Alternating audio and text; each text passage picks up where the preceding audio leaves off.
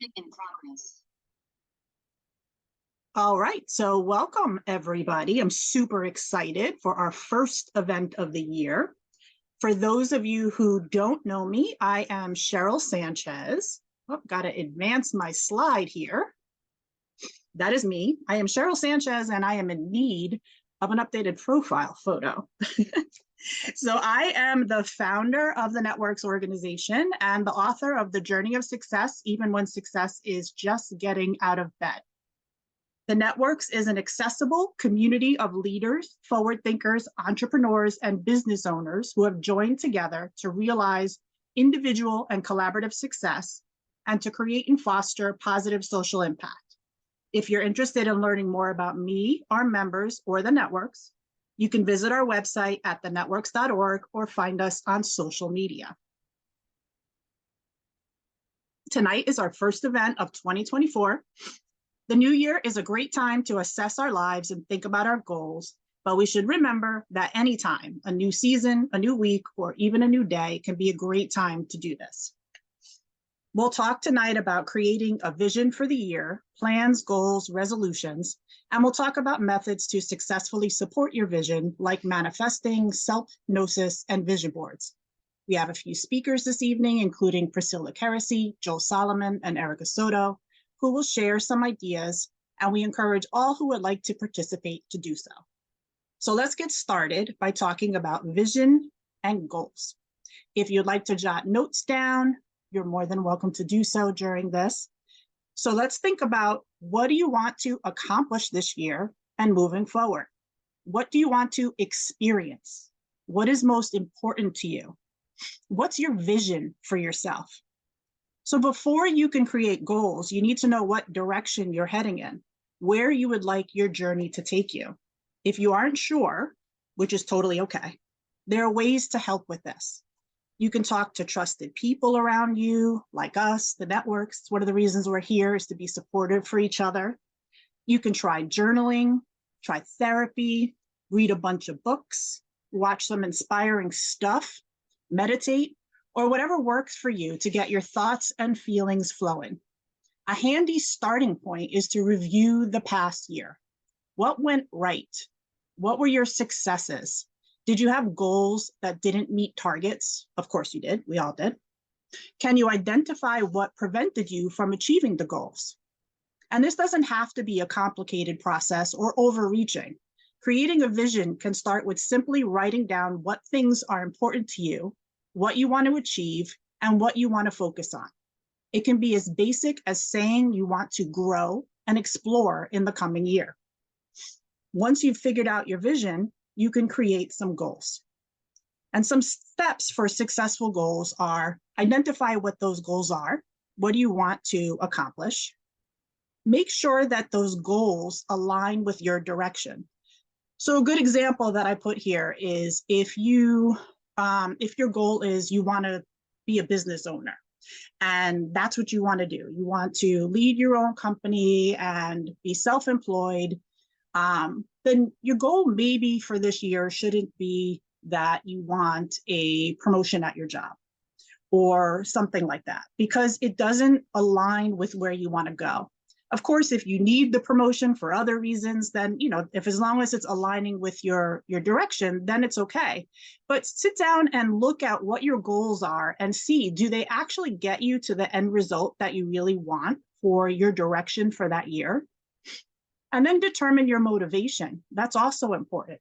So going back to that job thing, is your motivation that you want you want more money? Is your motivation that you want to be recognized for something? Is it something inside, an internal, intrinsic motivation that makes you feel good? And those are usually the best types of motivation. External rewards like money and things like that could be great. They're often great. But when we have something inside of us that is motivating us, that often works better to help us achieve our goals. We need to make sure that our goals are specific and attainable. So for many people, there's a goal of maybe exercising more. So your goal shouldn't be, I want to exercise more, because that's not specific. Your goal could be, I want to walk for 10 minutes each day. And if that's something that you're actually able to do, if you can squeeze 10 minutes in your day to walk, that's attainable, and that's a specific goal. Set accountability. So that's talking to people. Again, like us, it's really important to have a community of people that can help you be accountable for your goals. And you can tell somebody else your goal. And that's often a really tough thing, is once you call somebody up and you say, hey, Erica, I set a goal that I'm going to walk for 10 minutes every day. And then Erica's going to be like, well, I'm going to text you every day, Cheryl, and I'm going to make sure that you walk for those 10 minutes. So it's really important, because when you set that accountability, it makes it real. Other people know what you're doing, and you have that support system for people to help you be accountable for that. Then, of course, we have to prioritize and balance. So maybe one day you can't walk for those 10 minutes.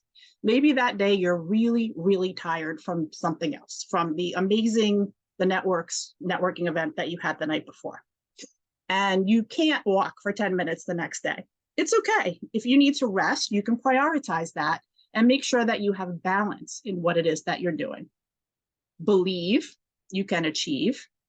I know Joel's going to talk about this one, because you have to believe that you can accomplish it. And then enjoy the journey. So while you're doing all this stuff, and while you're trying to walk for 10 minutes, or maybe you don't walk for 10 minutes, or whatever it is, enjoy it, because that's the most important part, is that we're spending this time, and time is the most important gift we have, and we need to enjoy every moment of that. So once you have set your goals, you're ready to start working on them, and that includes incorporating tools to help. There are many methods available to successfully support your vision, including things like apps, alarms, affirmations, manifesting, meditation, self-hypnosis, and vision boards. And our speakers are going to talk about some of those tools here tonight. So our first speaker is Joel Salomon. Our first speaker is Joel, and he is a prosperity coach who helps others overcome obstacles standing in the way of their financial freedom. He's the author of multiple books, an award-winning TEDx speaker, and frequent podcast guest. He's led over 20 workshops teaching the concepts of how to overcome limiting beliefs. He's been quoted in the Wall Street Journal, Newsday, U.S. News and World Report, and interviewed in Forbes and on Bloomberg Radio. He has been a chartered financial analyst since 1995, and in 1992, he was named a fellow of the Society of Actuaries. Every time I say that, I have to make sure I enunciate and say actuaries correctly. Thanks for the reminder of making sure that I'm speaking appropriately. He's also an advanced communicator, gold Toastmaster, and a certified infinite possibilities trainer and trailblazer. Joel? Thank you so much, Cheryl. So anybody know the difference between an actuary and an accountant? Anybody? You want to put in the chat, you can. So let me tell you my difference. An actuary looks at his feet when he talks to you. An accountant looks at your feet when they talk to you. That was a joke. You can laugh. They say an accountant is an actuary with charisma. But I'm not the typical actuary. I do have some stories for you today. So let me first start by asking you a question. Have you ever worried about money? Raise your hand virtually, ever? Okay.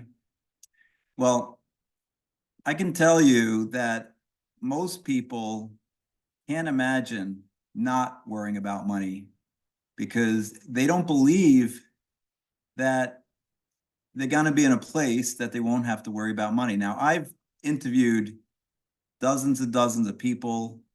I've read tons of psychology books. And the reason why most people can't believe it is because they can't imagine it. And belief is so critical to becoming financially free. So in the next few minutes, I'm going to be sharing with you some ways to shift your money beliefs from worry and fear to expectation and fun. This is what I did before I even knew this gratitude technique consciously. So, have you ever had a dream? Anybody have a dream? A big dream? Really, really big dream? It was 1992. I had a huge dream to be a professional money manager. And I reached out to many of them. I was working as an actuary coding at an insurance company at the time, but during the evenings and weekends, I was analyzing and investing in stocks. So I reached out to all these money managers who gave me doubt, massive doubt, a ton of rejection. But then there was one who showed me his path. In 2008, I was hired by a major financial institution to manage a $300 million portfolio of stocks. Can anyone say financial crisis, the Great Recession? That was the year I started managing money. The year the market was down 40% and financial companies, the only ones I was invested in, were down a lot more. And I had nothing to do with that. Seriously, I didn't. That was the year we lost our sense of security. Many of us lost our homes, our retirement accounts were slashed. I even had friends calling me up because I worked at a bank and asking me if there was going to be runs on the bank. There was a ton of fear out there. I actually remember being in fear myself. Was I going to get fired? Well, I did manage to generate a solid positive return for the bank shareholders that year. And the next year, I generated a massive 25% return. And my boss gave me a bonus for that year. That was my lottery winnings. Was I happy? For a minute. See, my big dream was to have my own company managing money. But could it really be done without an MBA in finance and decades of experience? Well, I did have really great relationships with insurance companies, and they have a lot of money to manage. So fast forward a few years, I've hired the required service providers, set up my company, and even hired some employees. It was June 12, 2013. I was at a huge investor meeting in Midtown Manhattan. My CFO was calling. My chief financial officer was calling. I had to leave the room. I needed to hear the words. And I did. She said, Joel, the money's in the accounts. You could start investing their funds tomorrow. On that warm June day, I ran out of that hotel screaming, woohoo! Yes, I achieved my dream 20 years after I first had it. And over the next few minutes, I'm going to condense my lessons learned so that my long road can lead to your shortcut. But my days as a professional money manager weren't all fun and games. It was July 1st, 2015. Tears were literally streaming down my face. Why? I literally was in pain. I was sitting on the Metro North train. We were slowly rolling into Harlem 125th Street Station when I got the news. A colleague had just texted me. One of the stocks that we were betting was going to go down was being acquired. It was going to be up over 30% that day. It was going to be the worst day of my career managing money. I personally was going to lose over $600,000 and millions of dollars of my investors' money. Now, these were the people who had entrusted me with their hard-earned cash, who believed in me. And I felt like I'd let them down. In fact, I felt like giving up. Have you ever felt like that? Anybody felt like giving up? Well, on the train that day, I felt like a complete imposter. And I knew I needed to change that attitude. And music normally helps. So I put on an uplifting song, Ooh Child by the 5 Stair Steps, you know. Ooh, child, things are gonna get easier. Ooh, child, things are gonna get brighter. Well, I definitely wasn't feeling ecstatic, but the song did stop me from crying. And I put on a good, calm appearance that day, and I realized that I could create my own happiness. and things were going to get easier and brighter eventually. So after establishing that happy habit, I thought about other things that could create unconditional happiness in my life, like spending more time with my awesome, caring, thoughtful, beautiful daughters, Lauren and Morgan. I'm going to ask you guys to put in the chat, what happy habits resonate with you? What things can you do to create unconditional happiness? It could be, a walk in nature. Maybe it's gratitude journaling. Maybe it's dancing, home alone, naked, or just dancing. That's fine. Great. I got playing with my puppy, painting, hiking with my dog and friends. Awesome. Awesome. So put together a list that you can go to when you're not feeling great in general about your money, or maybe about your money situation. Listen to some songs, meditate, garden. Awesome. So here's my comeback story. In August and September 2015, just after experiencing that massive loss, I had my best 2 months managing money. My fund was up 3%. The market was down 9%. We outperformed by 12%, 1,200 basis points. And we were able to recoup almost all of the losses from that terrible July day. Coincidence?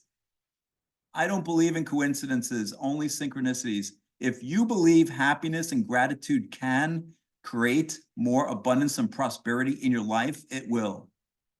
So let's fast forward a few months to December 2015.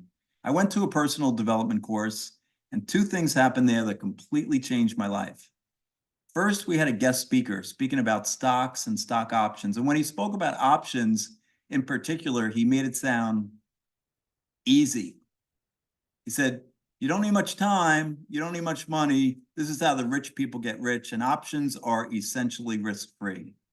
And I was sick to my stomach. It was day 2 of the conference. People knew I was the hedge fund manager. They were tapping me on the shoulder, whispering, Joel, does this make sense? Are options really risk-free?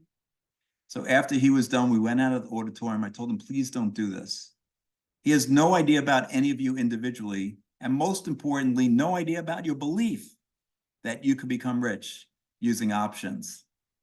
See, out of the 200 people in the room, maybe a handful were likely to become rich using options. But what happened was 50 had ran to the back of the room to sign up. Why? Because the guy who was speaking had elevated their belief level temporarily that they could get rich using stock options, where it would come down in the days and weeks ahead. So that was the first thing that happened to me at that personal development course. The second thing that happened was we were given a wooden board 2 inches thick, and we were told we're going to break it with our bare hand. Anyone ever do this? Well, not a fee in the room. I was scared. The exercise was called Obstacles Are Illusions. And on one side of the board, we had to write our biggest obstacle. On the other side, our ultimate goal, which stumped me for a while. And then it hit me. Make everyone in this room financially free. Make everyone in this room financially free. That's my ultimate goal. Well, a few minutes later, I broke that board like everyone else did in that room that day. Went home that night, I couldn't sleep. First, the guy was in my head. And I realized if I could ever get up the courage to speak on a stage in front of 200 people, see, my biggest fear in life that day was public speaking. I could be authentic, tell people the truth about money, be of service, not lie to them. And then the second thing going on in my head, 4:30 in the morning, was that wooden board staring back at me. Make everyone in this room financially free. And then it hit me. I jumped out of bed. I quickly got dressed. I was at my office in Midtown Manhattan before the sun rose, and I sent an email to my investors telling them I'm giving them their money back. I'm shutting down my fund. I figured out my true purpose in life: to be a prosperity coach, to help people become financially free. This was despite the fact that my fund had generated over a 10% return for the investors and outperformed the hedge fund index for the 4 years I was managing money. Now, remember, my big dream Took me 20 years to achieve. It's going to take you a lot less time. Why? Because you're about to learn 2 awesome secrets to shift your money mindset and become financially free sooner. These are just 2 of the 9 money rules millionaires use, my bestseller from 2019. So here's your first secret. When you level up your financial education and shift your money mindset, you can become financially free quicker and live the life of your dreams. John came to me in 2018. He had poverty consciousness. He was an auto mechanic, and he had massive negative beliefs about money. He hadn't gone on a vacation in 20 years. He was still wearing the same boots from 3 years earlier. But he did have a strong belief, and he wanted to learn about the stock market because he believed that that was a way to become rich. And so I taught him everything I knew about stocks, including my 5-step proprietary stock screen. And in 2021, John generated $2 million in the stock market. And his beliefs, most importantly, about money have changed from worry and fear to expectation and fun. Having empowering beliefs about money is essential. People's beliefs about money have held them back from living the life of their dreams. So many people come to me say, you can't be spiritual and rich. Anybody think that growing up? Anybody think that now? Well, it's not true. So many people believe you have to work really, really hard to be rich and successful. It's not true. It's just a limiting, I'll tell you, these are just limiting beliefs. And so many people come to me and say, Joel, when I become rich, I'll be grateful and happy. If you could be grateful and happy now, watch the money flow. But I know what you're thinking. Joel, how do I change my beliefs about money quickly? So here's your second secret. The following method has worked for me. It's worked for many of my clients. Say certain words out loud with emotion and put your name in them. These are called affirmations, or the power of positive self-talk. And I know what some of you are thinking, oh, that woo-woo BS stuff. Well, I will tell you that affirmations are now scientifically backed. Navy SEALs use positive self-talk, AKA affirmations, and excellent athletes, outperforming athletes are using affirmations daily. So here's 2 I highly recommend using. 1, say this out loud, put your name in it, and say it with emotion. I, Joel Salomon, am so grateful for all the abundance and prosperity in my life. Here's 2. I, Joel Salomon, enjoy my prosperity and share it freely with the world. So I'll ask you guys to take yourselves off mute and say this one with me.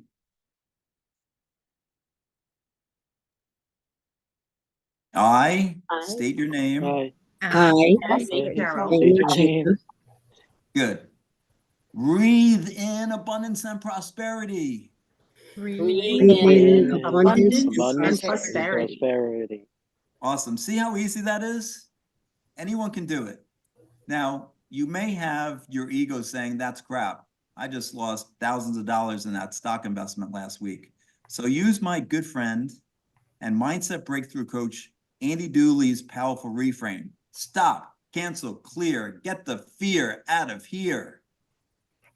Or you could use the other F word. That's fine too. So many people are struggling with money issues these days. It hurts my heart to know that they have the power within them to change their life. A woman came to me a few years ago. She literally had $90 left in her account for the last 6 days of the month. She had to send her daughter to her parents to make sure her daughter was fed. So what did she do to change this predicament so it didn't become a defining moment in her life? Well, we worked on individualized affirmations. We worked on her belief system, which was full of poverty consciousness. And I'm happy to say that last year, She got a full-time job and she was able to take a vacation, and her daughter's now living back with her.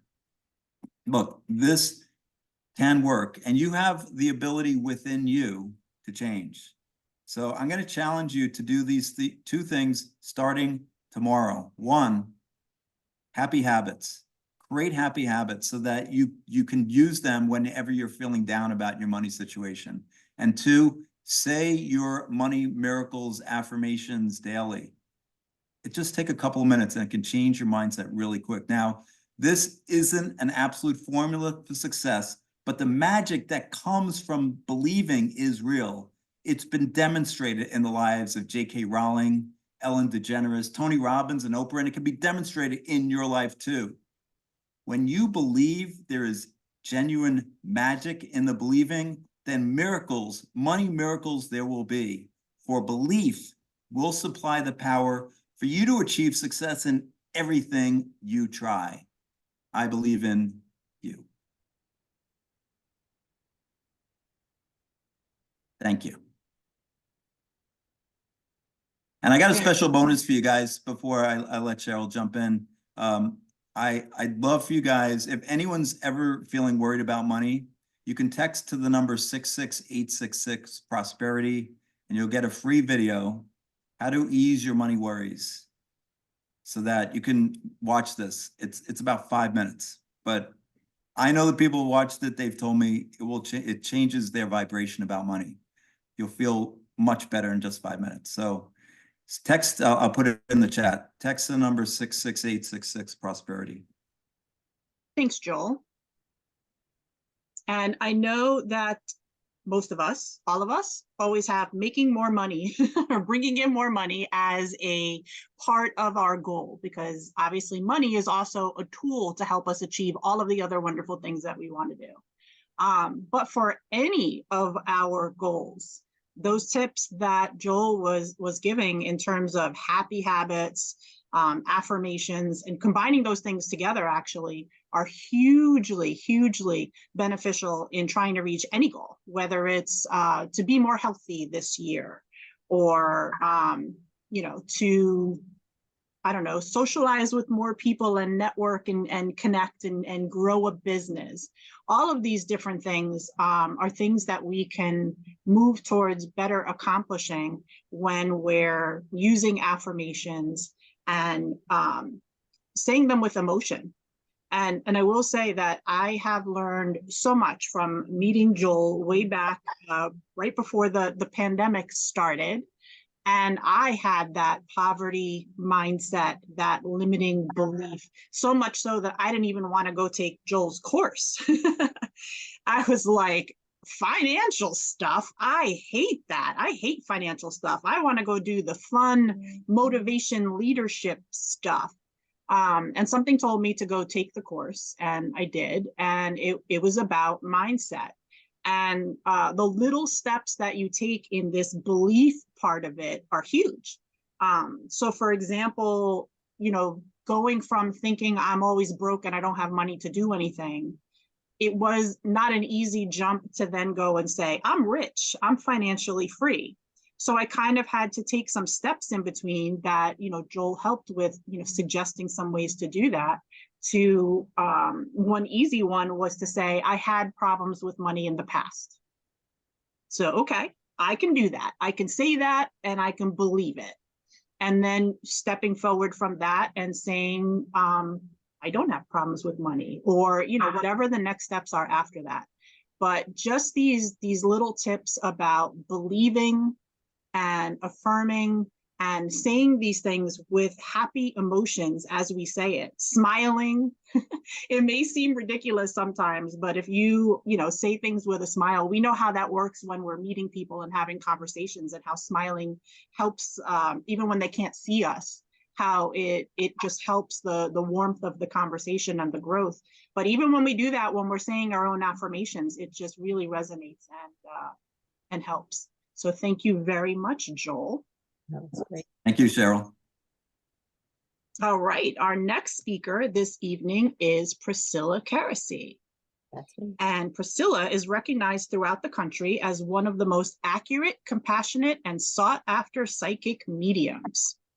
In addition to bringing the physical and spiritual worlds together for individuals and groups, Priscilla coordinates local psychic fairs, appears on radio and television programs, and acts as a guest minister and medium for local spiritual churches.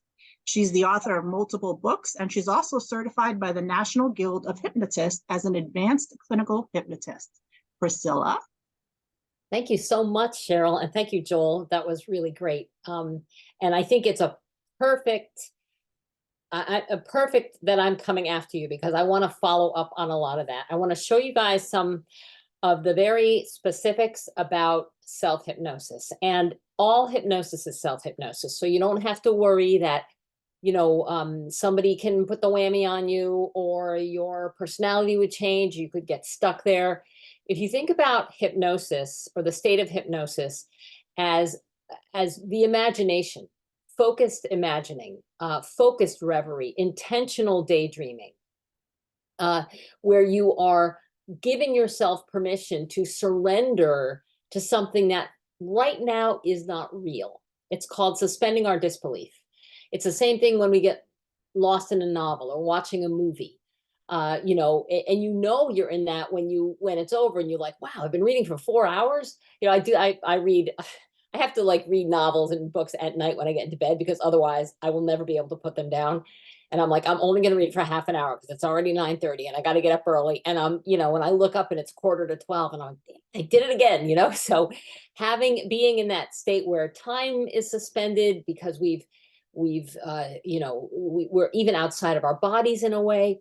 This is an extraordinarily powerful place to be. And it's the place from which all of the ingredients for our manifesting or realizing our desires comes from. If you think of your subconscious mind like a big pot or a big pantry, whatever you want to make, even if you can't even imagine what it is you want to make, all the ingredients that you need are in there. Belief is so important, and suspending our disbelief is another way of saying, I'm following along with a movie. The story feels real to me. I'm having emotions with the story. Something scary, something sad happens in the movie. You're crying too. You're in the imaginative state of mind. This is the place to be when you want to create, when you want to outpicture in your 3D reality, where all of your conscious mind and your senses can observe this as real. You want to outpicture that in desire from your imagination. It's important to believe that you can, to get into that state of mind where your conscious mind isn't telling you, well, that doesn't make sense. Nobody can make a living doing that. Blah, you're too old, blah, blah, blah, blah, blah. So we have to turn off that conscious mind, the rational mind, the thinking mind. We don't really turn it off because we can't. We sort of bypass it. And that's what hypnosis is, bypassing or giving ourselves permission not to think logically about suggestions we're giving ourselves or suggestions that we're hearing from a hypnotist or anybody else. That's why commercials on television or radio are repeated over and over again, because when you hear things in a suspended sort of state like that, it bypasses the critical mind that says, I hate Jif peanut butter. And, but nevertheless, you go to the market and that's the one you're reaching for. So all you need to know about self-hypnosis is that it does not require a trance. It does not require somebody else to induce this state in you. It's simply a matter of deciding, I'm going to stop thinking critically about this goal or desire or idea, and I'm going to start thinking, I'm going to start imagining. I want to just show you guys something, how powerful the imagination is. So come along with me for this 10-second exercise if you want to. You don't have to. If you want to participate, just close your eyes for a moment. I promise you I'm not going to tell you anything that you wouldn't want to listen to with your eyes open. You're going to hear everything I say. You're going to be able to accept or reject everything I say. But for a moment, I just want you to close your eyes and focus your attention on your closed eyelids. Just bring your awareness to the muscles that make up your eyelids. And I want you to pretend something.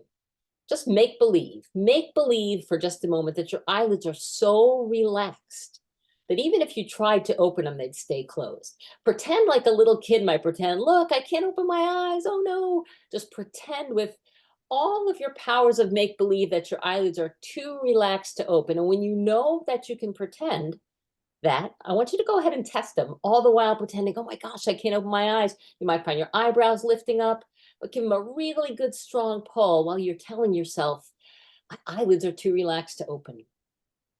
And now just take a deep breath and shake it off and open your eyes. If you were unable to open your eyes in that moment, even though you were trying, you were in a state of hypnosis. Because logically, you know you can open your eyes anytime you want to. But you bypassed the critical thinking aspect of your mind that says, of course I can open my eyes anytime I want to, and used your imagination. And what happens when you do that is, for a moment, your body instantly has to obey. It is so important when you speak to yourself, when you imagine for yourself, when you let other people make judgments or comments about you in your hearing. You've got to know that that gets right into the subconscious mind, and the subconscious mind gives instructions to the body. So if you are struggling with a scarcity complex, if you are telling yourselves, I can't lose weight, I never have any money at the end of the month, I'll never be able to get another job, I'm going to be in debt forever, I'll never be able to pay off my student loans, you're right. Because what you repeat to yourself makes its way into the subconscious mind, and then that is outpictured into your reality. It's important to know a couple of things about self-hypnosis. One is it's easy to get into. It's just your imagination. I do some form of self-hypnosis every day. I don't even bother with the eyelid thing anymore because I know I just tell myself I'm doing self-hypnosis now. When I start imagining something, envisioning something, picturing myself, but it's more than that. So, and I'll get to that in a second. So you have to know that the regular application of these kinds of thoughts is critical. You don't have to be into a deep trance. You don't have to go into such a suspended state that you lose time. Sometimes you will if the daydream you're following is that blissful feeling. But know that everything that you impart through your belief system, through your emotions, is putting the ingredients from the pantry together so that out of sort of the oven of your conscious mind into your world comes the meal. And you find yourself eating, you know, oh, I hate this food, you know, or today is crummy, or, you know, I'm still can't pay the bills. It's because yesterday, the day before, or all the days before that, you were putting together a recipe from negative things. Any negative experiences you're having right now do not have the volition or power of their own to continue themselves. Neither do the positive things, for that matter. What you're experiencing today continues because you bring your attention to it. So many people reject this right here because they say, well, I'm not going to be in denial. I have debts. I have $90 to last me to the end of the month, or whatever that might be. But that doesn't mean you need to focus on it. You acknowledge it and you say, yes, indeed, this is how things are right now, but they're different starting now. Whether that's telling yourself things like, you know, my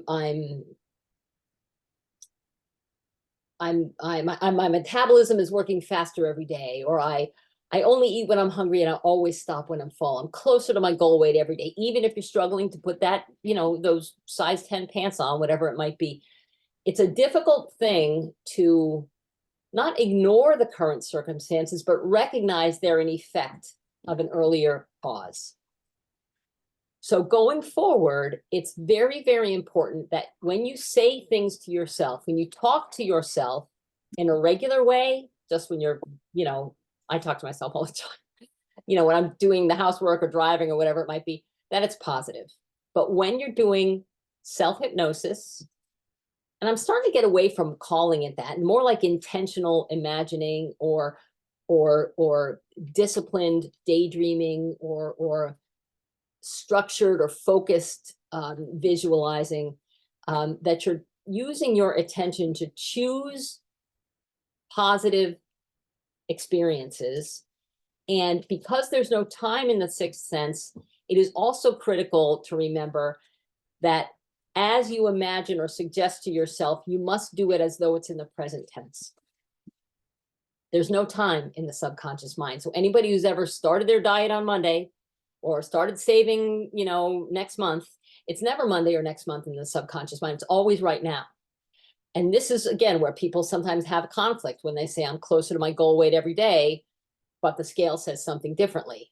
We can acknowledge the scale, but we can't give our attention to the scale. We have to give our attention to the imagination, choose those ingredients so that desired outcome is outpictured tomorrow. When you are doing any of this kind of work, I have a kind of a new formula I'm working on, and it's working brilliantly. So I want to share it with you. Still working out some of the details, but here's how it goes. And I'll tell you something, this is what I'm doing this year. And I don't often talk about what I'm doing, but you guys are all supportive, so I can. If you're unsure about whether people are going to support you, play it a little close to the vest. It's one thing, as Cheryl was saying, to have accountability partners who are going to support you. But if you tell someone, I'm going to do this year, I'm going to earn this money, I'm going to launch this business this year, and they go, well, have you taken pen to paper about that? Have you really thought, it's a tough year, the economy hasn't fully recovered. Even people who love you and have your best interest at heart can derail you. So if you're not sure that you're going to get 100% support, play it close to the vest. Tell people after. What I'm going to do this year is I'm going to bring in enough money to retire. I'll be 62 this year. I don't want to work anymore. So I don't know how that's going to happen. And it's none of my business how it's going to happen. I don't have to figure that out. I just have to accept that that is true. I have to believe it and I have to accept it. And I have to practice that belief, because even for me, who lives this way every day, it's a little bit beyond an automatic assumption for me. It's a little bit outside of a conviction. So what I'm doing and what I invite you to do is to fit it in a time period. So what I'm going to do, what I'm doing now is this. As I fall asleep at night, because I tend to be mentally relaxed enough then that I'm not, excuse me, that's my cat, that I'm not thinking about, oh, I got to do one more thing on my to-do list, or let me just wash the dishes or brush my teeth or whatever. I'm already starting to slow things down. I close my eyes because it's easier for me to concentrate when my eyes are closed. Try it. You might not need to do that. I tend to be a visual person. And I start to visualize the outcome. But here's the key. You can't just visualize it. As both Joel was saying and Cheryl was saying, you have to bring emotion to it. You have to feel that it is accomplished. So what I'm doing now, I don't know what it feels like to retire. So I focus on the feeling of being free, of a picture maybe of my accountant calling me and saying, well, you have, your required, what do they call it? Not required deposit, required withdrawals this year. I imagine, I hear them in my mind's ear. I imagine, telling my mother, who would be very happy to hear this, because I don't know why, she's always worried about money for me. I don't know why. I think it's impacted how all of us, her children, feel a little scarcity issues with money. Telling her I can retire, you don't need to worry anymore. In fact, I can take care of you a little bit. I play a scenario in my mind until I'm so emotionally connected with it that I start to smile. I feel my heartbeat quicken up a little bit. I even might catch my breath, but you're going to know, because you're going to start to feel yourself smiling sort of from the inside out. Because you can't help but smile when you are in your imagination in a very focused way at the accomplishment or the achievement of your desire. Now, here's the little twist I'm adding to it.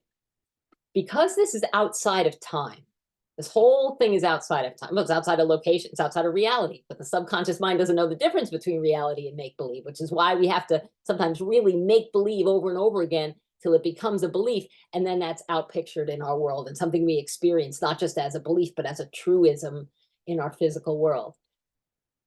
I imagine that and I'm planning on retiring by Labor Day. So I imagine it being Labor Day. First, I imagine the feeling, then I imagine it being Labor Day. So I know what the end of August feels like, kind of those dog days. I loved going to school as a kid, so September always feels to me like the start of a new year, more so than January, because I have this anticipatory, I'm going to learn something new kind of a feeling. That might not work for you, but any other time, every season, every month has a feeling to it. Even every day of the week, there's a Sunday feeling, there's a Monday feeling, right? So if you don't need to go that far out, or you do, you can make it a holiday, you can make it a day of the week, you can make it an anniversary or a birthday or July 4th, the little flags and the fireworks. For me, it's Labor Day. And I'm imagining I can hear the cicadas, the katydids, and it's one of those beautiful, soft, really sultry nights. And I'm sitting with my sweetheart and I'm going, guess what, babe? This is the last month we have to work. And when I do that and I feel him next to me and I feel the love between us, I can't help but smile. And while I'm there in August today, but I'm in August in a reality that has more power and strength than the present one I'm in, because this is just the effects of yesterday. I'm creating the cause in my mind.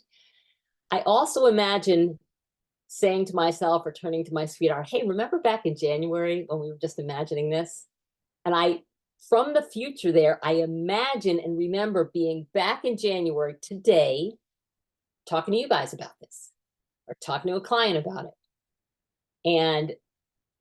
And so when I'm done, sometimes I'll just drift off to sleep with a smile on my face. Sometimes I'll just feel done. Sometimes it's 30 seconds, sometimes it's 30 minutes. I just let myself go as far as I want to go with it because it feels good. And then when I open my eyes, the other critical point of this is to carry on, to reinforce. So I'm lying in bed. Oh man, I can wake up tomorrow and I don't have to work unless I want to, because I have enough money in the bank.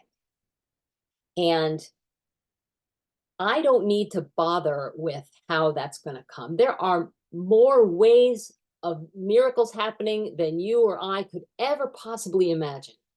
It doesn't have to be an inheritance or a lottery win or a gift or a brilliant idea that it could be anything. And that's not the point. That's not under my control. I just need to continue to revisit the feeling, the certainty that I'm in that. I'm not just visualizing it, I'm experiencing it. I'm experiencing it in the future as though we're right now, and experiencing my memory of starting this in the past. So a little bit playing with time here. So I'm really, truly putting roots down at a certain time of the year. And then sort of just carry on with my regular life. And how it will work, I don't know. And it doesn't matter to me how it works. I know that it's going to. I used to start to think, well, maybe I should have a specific number, because then the specific number, I can be really, really detailed about exactly what my goal will be. But I found myself getting a little too bogged down, and my conscious mind started to think too much about, that could be like 1.5 million. You got only got $500,000 in your bank account so far. I don't think you're going to make, and it's just like, how are you going to make how are you going to triple that in the next, 9 months? And I just like, what, that doesn't matter. The numbers don't matter.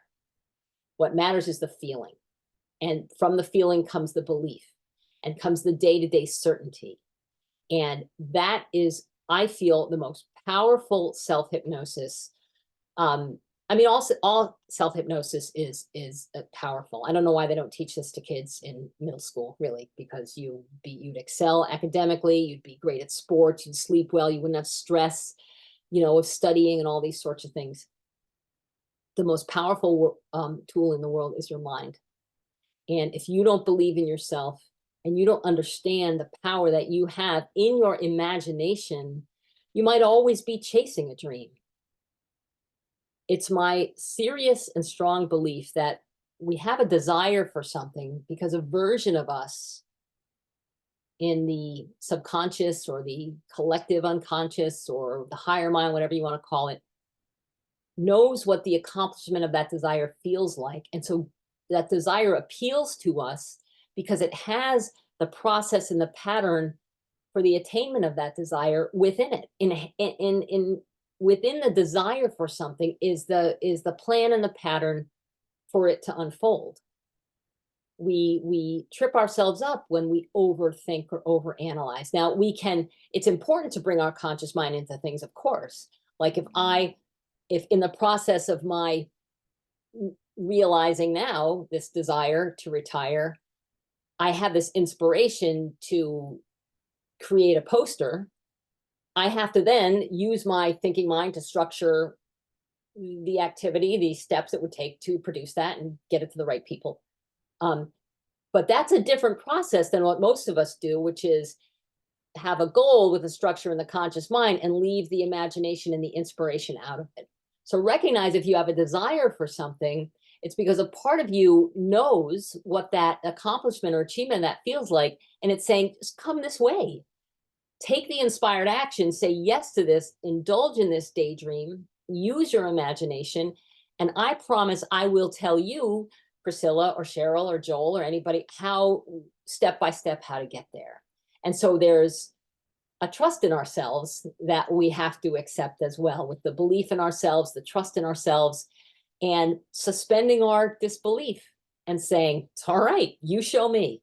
Because what's the worst that could happen? You know, you're in the same place you are. The worst that could happen if what I'm doing is a total failure is I'm still making pretty darn good money as a psychic medium and a hypnotist. You know, that's the worst that could happen. And I'm just in a better mood every day. You know, the best that could happen, of course, is the only option that I'm considering is that it's successful. And having that belief where it's even more than a belief, it's a conviction. And the conviction begins with defining that desire and giving ourselves, yielding to it and trusting that we wouldn't have it randomly. And as I was saying, I've never been retired before. I've made myself quite comfortable through a lot of what Joel is talking about. A lot of the belief and a lot of, changing my beliefs about money has made me quite comfortable. I live alone. I don't have any debt. I don't have a mortgage anymore, but I don't have children. I don't have, lots of other debt that would incur from medical expenses and that sort of thing. So, for supporting myself in a small home and my own business, I do all right. But I don't know what it feels like to be retired, and yet I can imagine it. So doesn't that tell you that somewhere in that desire and there an imagination, there is a version of me that has achieved and accomplished that when I want to achieve and accomplish it. So before I close, I would just like to say I'm so excited to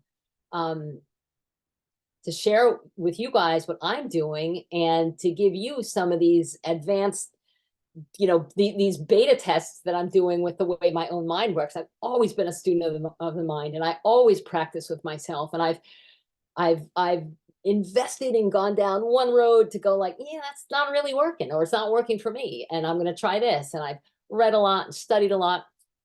It's my passion. It's something that I really enjoy. But I think I'm really onto something here, and I hope you guys try it too, because like I said, the worst that can happen is where you are right now, but you're just in a much better mood. And the best that can happen is you achieve your desire. So just to wrap up, remember and trust that you wouldn't have a desire if something about it didn't resonate with you, something about the achievement or the accomplishment of it didn't resonate with you, that desire is the pantry in which you can assemble the most delicious, self-satisfying meal. It's going to be here tomorrow because you're still eating the leftovers today from what you put together yesterday. But it's allowing your imagination in a focused way, including the emotion, including that little time dance. And I think most importantly, when you're done with it, say a couple more things when you're no longer in that sort of suggestible state, when you're no longer in the imaginative state, when you're back in the going about business, say, give yourself a couple of suggestions like, I am retired. That's great. So that it resonates on a thinking level too, because our five senses might reject everything we just did with our imagination. It might be in complete opposition to what our five senses and our logical, rational minds are saying. But we repeat things often enough to ourselves, and we begin to notice them, and they begin to come true. So I'll leave you with that, and thank you so much for giving me the opportunity, Cheryl, to talk here and share my process. And yeah, if anybody has anything to say about it and wants to talk to me some more, my contact information, my email, and my phone number are in the chat. So thank you. I see Joel has a comment. That was amazing, Priscilla. I'm trying to figure out, like, I thought you were 44, so like, are you gonna retire at 44? So that's the yeah. So I don't know, like that boggles my mind. But I don't know. You look like you have 20 more years to work, and have fun doing it. I have no stress. That helps. I refuse to lead a stressful life. One of the things that I determined a long time ago, that because I grew up in a little bit of chaos, that there were a couple of things, couple of pillars, couple of gates that all my experiences and relationships and choices had to pass through. One, it had to contribute to my peace of mind. And two, it had to be direct and honest and clear communication. And if I'm talking with somebody who is not clear, or they add drama, they don't add to my peace of mind, or my habits, or something I'm involved in, or the stocks that I buy, you're just not in here. And so I have no stress. I refuse Nice. to I don't entertain. I'd love to do a one-on-one with you. I just had a couple of comments too, because I teach creative visualization. So when I teach it, which basically you went through, which was awesome.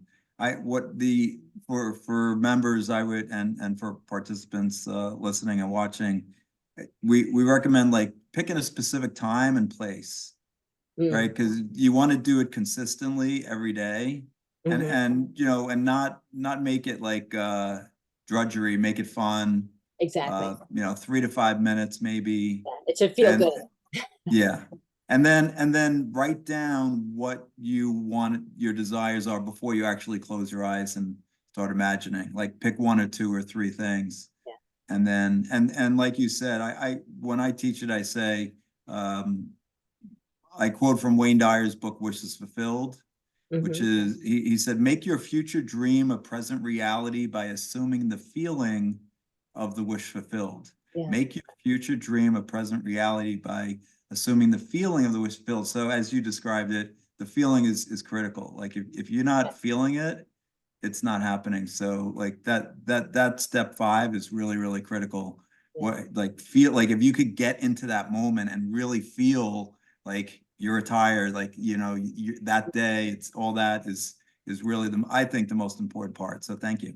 Yeah, sure. And I just put in the chat, any books by Neville Goddard are very much about this, and the imagination and desire, and not too woo-woo, and not too,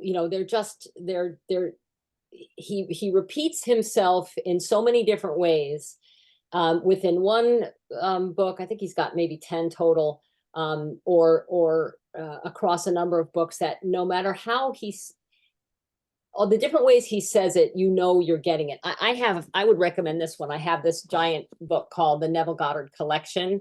I got it on Amazon, and it has like all 10 of his books in here, and they're just really a gift if you need inspiration, or you need to review how to create. But that's just it's just amazing, fascinating stuff. Yeah, makes me so happy. And I think one common theme, both from Joel and Priscilla, is live as if. So as if that goal, or that vision, or that belief, live as if it's already been fulfilled. Yes. And Yep. that helps with that feeling piece of it too. And I have to say that the self-hypnosis exercise that Priscilla did a little while ago with the closing of the eyelids was mind-blowing the first time I did it. You know, so I've always been the type of person that's, you know, just work harder, you know, 19 million different streams of income and get another job and just work harder and, like, you know, all that other kind of stuff. That whole external forces type thing. And, you know, always believed to an extent about the power of the mind, but, you know, wasn't fully in. Wasn't fully in that whole belief about how powerful our minds are, and just these tools, how they can help us achieve our goals. Just this belief and visualization and using our mind to help us accomplish what we want. It was so powerful. It freaked me out a little the first time we did it, because I was like, oh my God, I can't open my eyelids. And anytime I start to think about, you know, have any type of doubt about the power of the mind, I go back to that and I say, wait a minute, I convinced myself that I couldn't open my eyes. And then I instantaneously convinced myself that I could.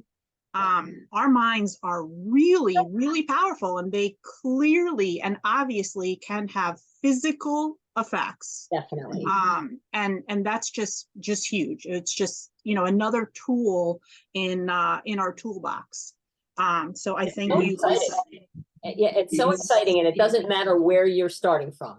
You know, it just doesn't matter. So, you know, you're not too far behind. You're not too late. You're not too poor, sick, or broke, or lonely, or, you know, it doesn't matter where you are. You don't need to delve into the reasons why you got there or anything. Like, you just can start. And that's what I feel is really empowering. Agreed. Totally agreed.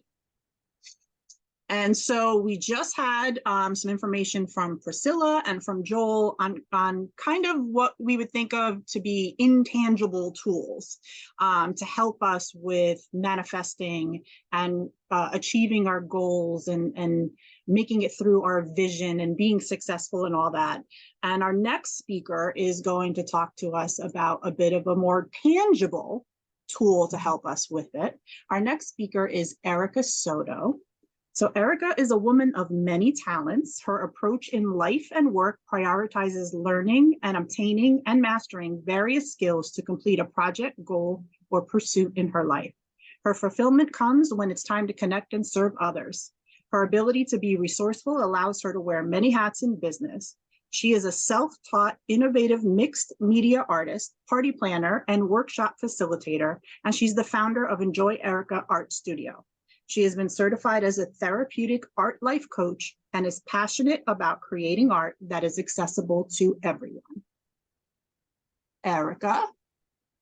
Hi, everyone. Thank you so much for joining this evening. I've been hearing such amazing things talking about visualizing and that part of us that is, you know, just that daydreamer, you know, constantly in our mind's eye, whether talking about our goals and dreams or just thinking about how to move forward, especially in the new year. And just have some information here about why scientifically visualization is really great.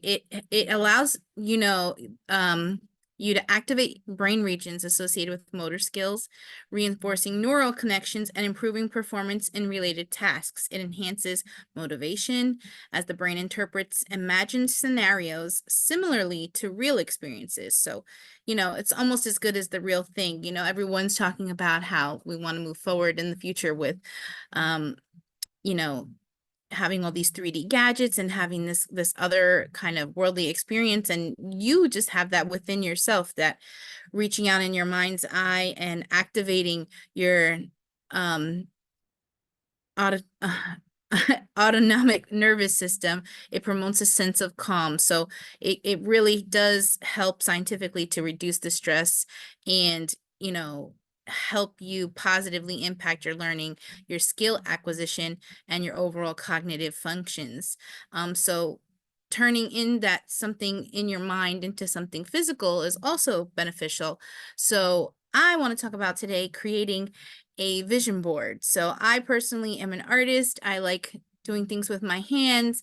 And when I'm goal-oriented or visualizing something for the future, a vision board can be very beneficial for scientific reasons as well. It engages both hemispheres of your brain. It promotes creativity and logical thinking. And the tactile experience stimulates sensory receptors, enhancing your memory and cognitive functions.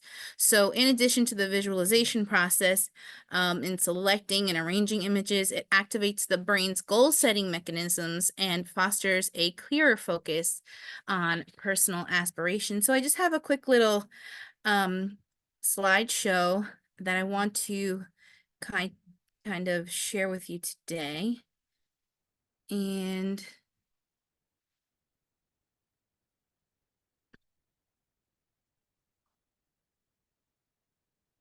we're just gonna see how we can create something tangible and kind of get started using SMART goals. So if you don't know what SMART goals are specific, measurable, achievable, relevant, and time-based. So while we have all these dreams, we have all these aspirations, a lot of times when we do put something on a vision board, we want it to be effective. And one of the ways that, we attract whatever happens on our vision board is, yes, just putting out that energy, having that visualization, but you also want to give yourself a fighting chance at kind of achieving these also. So combining your vision board using effective SMART goals is a very smart and important way to kind of move through actually getting to that end game, or that achieving positive results. So I just want to take you kind of into what a vision board is. So a vision board, it's just a collection or a collage of images and words. It represents a person's dreams or goals. It's intended to serve as inspiration or motivation. So you can do this on a piece of paper. You can, make a list. You can use pictures, which is completely optional, but you can also just have it on a piece of paper. And when you're taking your life in a new direction, it's important to know where you're headed. So that's why, when you're starting a journey, you want to kind of give yourself a direction where to go. So how to get started with creating a vision board. So we've been talking about, all the mental steps, visualizing, kind of daydreaming, and kind of thinking, oh, okay, this is what we're going to be thinking about. Now, how do we move forward with, kind of organizing ourselves, because, our thoughts can wander. And so you want to maybe take a piece of paper down and think about these areas in your life where you're thinking about setting some goals or having some aspirations. I think these are really common areas where everybody wants to kind of think about. And we have health and wellness, career, finance, and education, relationships, love and friendship, fun and happiness, and thinking about purpose, meaning, and spirituality. So these are just some aspects of your life that you want to kind of think about when you're processing, okay, I got 2024 on the brain. How do I want to move through and, think about, okay, where's this reflection coming from? So a way that I kind of start off any of my vision boards, I pull out my phone, I look at last year just by scrolling through pictures and kind of some of the events. I can check my calendar on my phone as well and say to myself, all right, so this worked, this didn't work. What is something that is a highlight from the past year that I want to have kind of continue on into the new year? And then I don't just think about the positive things that happened in the past year. I kind of think of the lowlights, and I use my phone for that kind of research too, like what was a low light from my past year? What did I find hard to overcome? What did I learn about myself? So, you just want to kind of just reflect, assess where you are right now. Think about the things that you want to stop doing. Think about the things that you want to start doing, and think about the things that you want to continue doing. And then, why does this goal matter to you at this point in life? Is your why strong enough? Can you redefine your goal so that it's something you can realistically achieve? So one of the things when goal setting, it's really important to have control over something that you're wishing for or looking to achieve. So for example, if you are creating a vision board and you want to put one of your goals as being getting married at the end of the year, well, do you necessarily have control over getting married? Did someone propose to you? Are you proposing to someone? So if you're waiting for your boyfriend to put a ring on it, that's not necessarily within your control. So you want to kind of think about things that are attainable for you and achievable for you and realistic for you. And then as you move through your visualization, and decide finally what you want, you can then start believing and having that conviction and kind of moving through that belief system once you've decided what the goal actually is. So in the next 5 minutes, you can kind of take some time to start actively working towards these kind of topics in your life. Assess what happened last year, assess how you want to move forward in the new year. And then I would suggest when creating a vision board to have 1 or 2 specific type of goals. And the SMART stands for specific, making sure that your goal is specific and narrow enough for effective planning, measurable, so something that you can actually see, okay, I've went on a health journey. I'm sitting here and I'm going to commit that 10 minutes a day to walking. And, that's something measurable. That's something that I can do. It's within my control and it's achievable. So the A stands for achievable, making sure that you can reasonably accomplish it. Relevant, meaning that's within my value. That's something that's, pertaining to me. I'm not trying to control other people's habits or their health. I'm only worrying about mine. And then time-based, I'm giving myself, 3 months time to kind of commit to that and then maybe kind of push myself or move myself forward. So again, time to reflect what's working for you, what's not working for you. What are you willing to do or not willing to do to get what you want? Think about the highlights from your past year. Use your phone photos or calendar to help pick out some highlights. And then again, reflecting on the lowlights of the past year and just really learning about the patterns in your life and how you want to now move forward. So think about the things that you're going to stop. Think about the things that you're going to start. And think about the things that you want to continue. And again, SMART goals are specific, measurable, achievable, timely, and realistic. And when you're creating a vision board, you can use a canvas, you can use poster board, you can use any kind of cardboard, anything to put something, a kind of tack board that you can just hang or display, some kind of cutting tools. So you can use scissors, a craft knife, decorative scissors to cut your magazines and paper. Any kind of adhesive tape can work, packing tape or decorative washi tape. I collect magazines, but if you don't have magazines, you can just print images offline. And that can be your favorite quotes, any kind of topic words, or any inspiring images. And then you can use glue, glitter glue, Mod Podge to keep everything on your board intact. Markers, you can use kid-safe ones, permanent markers, paint markers to write on your board, and then stickers to add a memorable embellishment.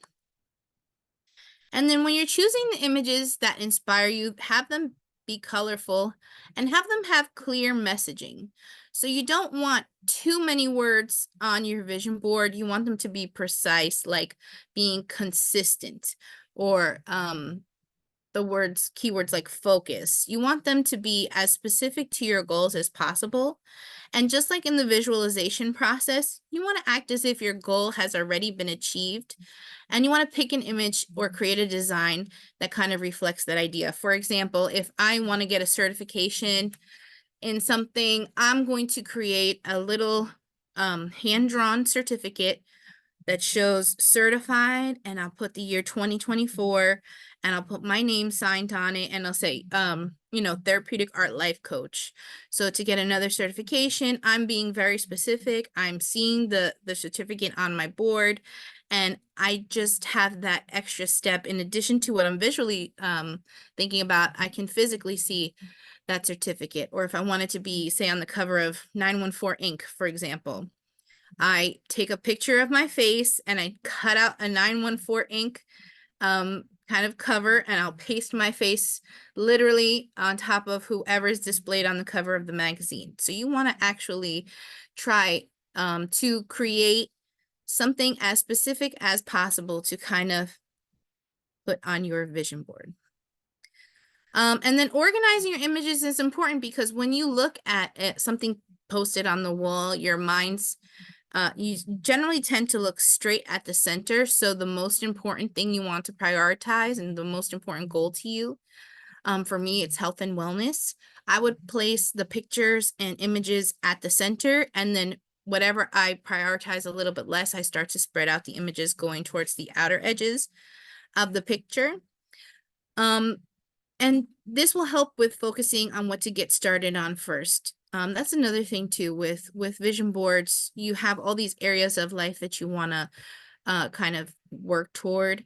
You want to just give yourself a chance to just work on everything in its own time. You don't want to overwhelm yourself with too many goals, too many achievements, too many dreams. You want to give yourself some grace when kind of deciding and picking and choosing.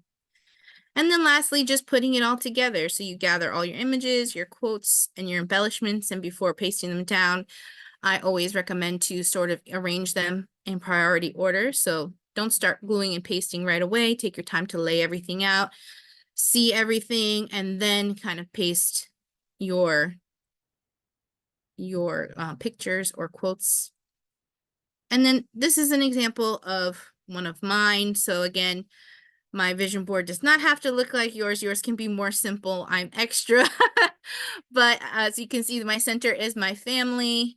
And I just have several quotes of things like, I'm going to make you so proud, or you don't, and like concentrating on my budget, I put, you don't need to take a big family outing to make a big family memory. And in terms of my career, I have a little kind of art thing here, rich in creativity. And just some kind of quotes and things that it's colorful, it'll attract attention. I have some embellishments that kind of say real estate, getting my bachelor degree, getting my own business, traveling by putting specific pictures of where I'd like to travel to. It can be as specific as just learn to ride my bike again, and I have a picture of a bike. And then just some kind of motivational things like you are what you manifest. So this is just an example of what a physical vision board can look like.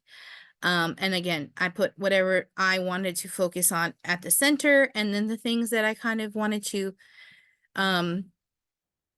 transpire afterwards kind of goes out. I have a picture little here. It's kind of cut off, but I have a picture of a garden, and I did a glitter glue actual window frame, because I wanted that to be the view outside my window. So be intentional with what you are putting on your vision board, and some ways that you can definitely have your mind's eye fully activated is just using these embellishments to kind of put you in that place of succeeding. And I will say that many of these, this is an older vision board, have already happened yet. This was before I had a business. So you could see that we are in the moment of me fully realizing this dream on the vision board. And then vision boards are great, but when it comes to making them a little bit more successful and giving yourself a better chance of achieving those things. It's just really thinking about why this goal matters to you at this point in life. Is your why strong enough? And then can you redefine your goal so that it's something that you can realistically achieve? So sometimes you can have a vision board, you put all these things on, and then it doesn't happen or it doesn't manifest right away. And then you can try to like reassess. So sometimes it's good every once in a while to say, hey, am I really at this point in life still? Is it something that I really want? Am I going in a different direction? And then when you finally have all of the areas of life and your goals listed, you want to kind of take steps towards a micro goal. So you want to say, take the next 5 minutes to start actively working towards your goal. Meaning, if you wanted to go on a fitness journey, setting my alarms for every day this week at a certain time to start working on the goal. And it doesn't have to be something big. It could be something small to start chipping away. And it could be like Cheryl had mentioned earlier, just 10 minutes a day, walking and working towards the goal. And then scheduling it on a calendar, putting it on a calendar, getting an accountability buddy and saying, hey, do this on this date. Did you do this on that date? And it gives you more of a chance of success. And then, of course, maintaining the vision board after you start scheduling and you work towards your goal, you want to add it to your calendar, set an alarm, or plan it to fit into your current lifestyle. So that's also a really important part, that when you are setting your goals, making sure that it's kind of accessible to your current lifestyle. So yes, we may want an end game to be a millionaire, but if you are living under certain circumstances, visualize yourself in this circumstance and how you're bettering yourself. And then kind of try to envision the steps that you have to take to get to where you want to go. And in some cases, when you're putting that energy out there and you're putting that idea out there, it becomes attracted to you, but you also want to give yourself the best chance of it coming true as well.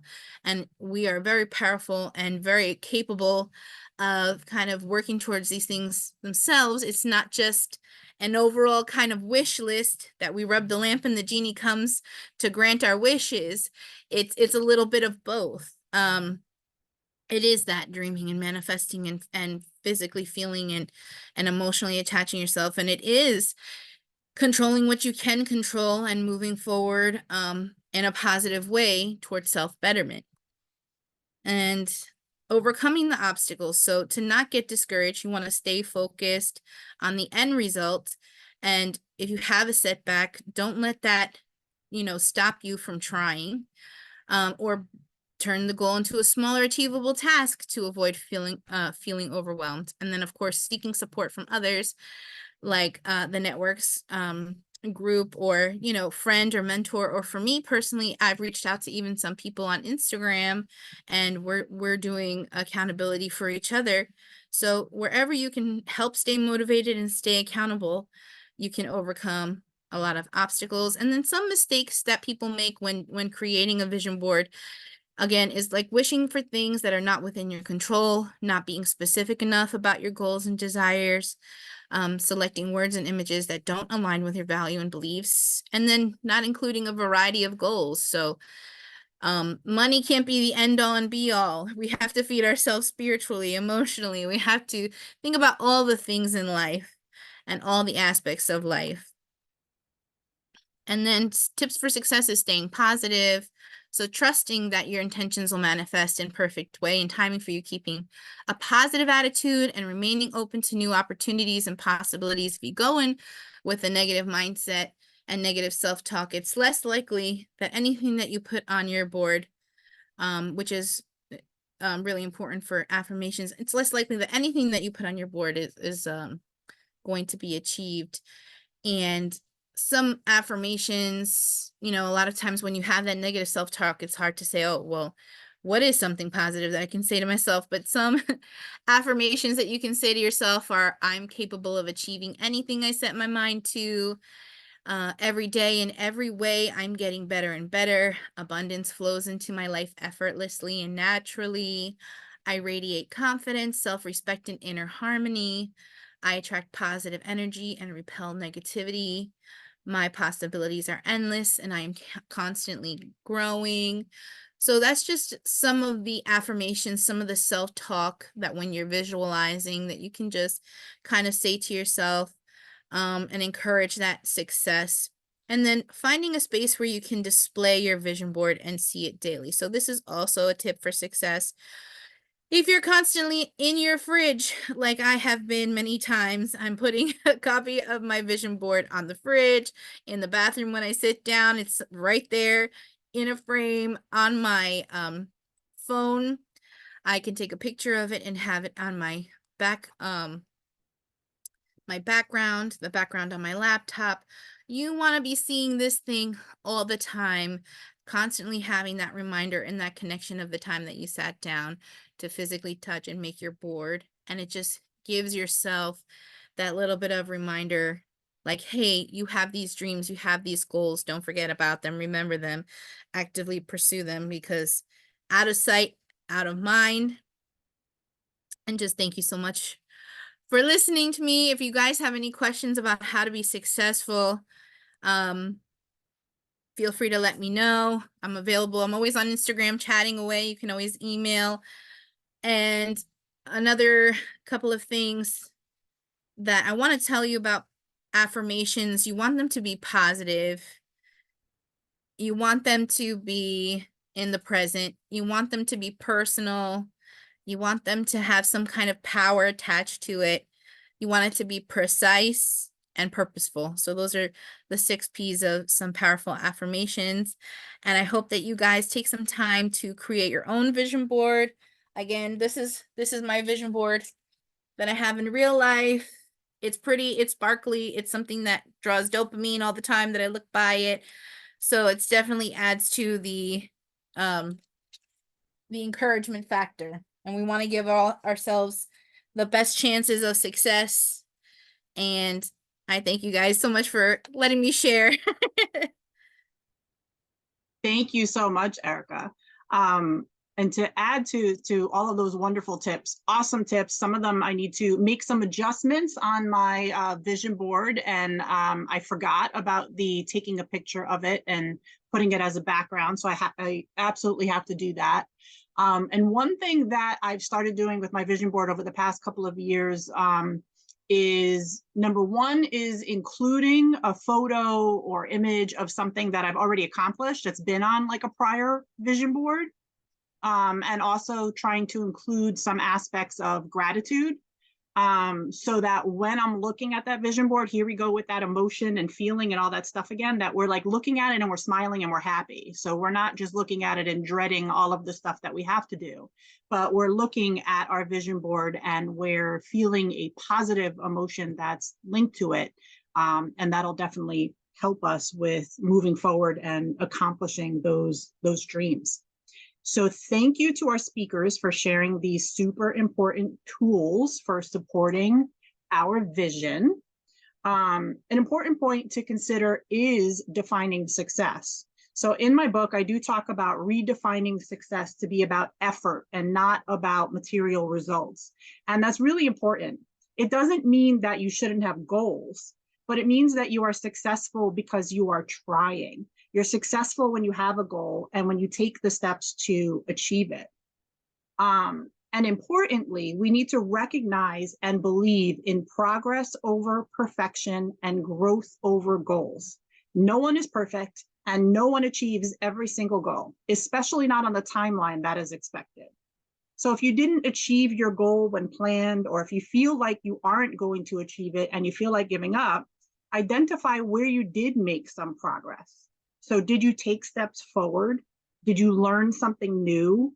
Did you change a bad habit or create a good one? Did you have a new experience or achieve part of the goal? It's more important that you are moving forward in a positive direction and growing as a person than it is to meet every goal that you set. And celebrate the successes, even the small ones.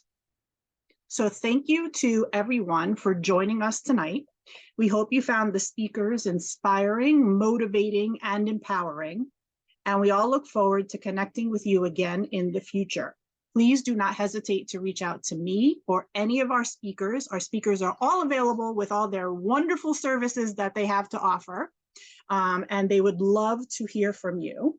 I will be sending out an email to all of the attendees with the link to the recording, and the contact information for our speakers. If you are interested in becoming a member of the Networks, please visit our website at thenetworks.org or contact us on social media. Our next event, our annual Love Yourself Brunch, will be on Sunday, February the 25th. We're going to try something new this year because we like to try new things here.